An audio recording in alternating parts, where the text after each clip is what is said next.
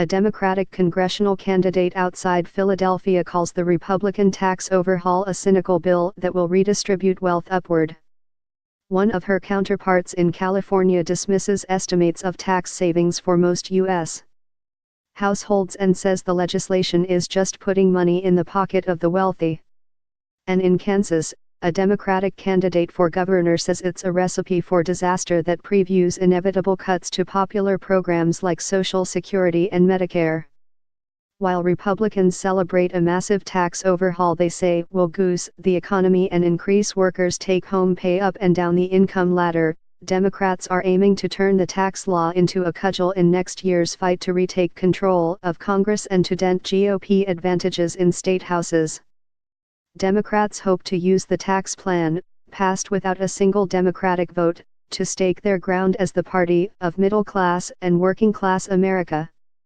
They hope Republican efforts to gut the 2010 health care law and President Donald Trump's unpopularity will help that cause.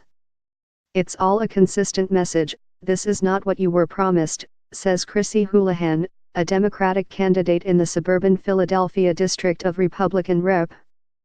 Ryan Costello, who voted for the tax plan. He is one of Democrats' top GOP targets as they try to flip the 24 GOP-held seats necessary for a House majority. Republicans acknowledge dismal polling for their approach but count on a turnaround in public opinion as tax cuts for many take effect. A Wall Street Journal/NBC News poll taken December 13 to 15 found just 17% of respondents expect to pay less in taxes, while a third thought they'd pay more. Two-thirds of those polled said corporations would get breaks, more than half said rich people would get cuts. Indeed, the overhaul slashes the corporate rate from 35 to 21%, and adds generous deductions for certain types of businesses. Yet the plan also lowers individual rates and alters various deductions and credits. Results vary widely, but the Nonpartisan Tax Policy Center calculates that every income bracket will see gains in after-tax income, at least until some of provisions expire after 2025. The initial gains are estimated at about 0.5% for the bottom 20% of wage earners to about 2% for most of the top 20%.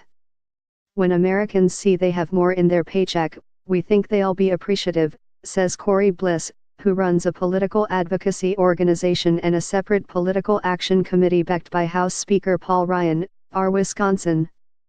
I think it sets up a wonderful contrast for the midterms. Suburban Democrats like Houlihan particularly object to a new cap on deductions for state and local taxes, along with limits on mortgage interest deductions.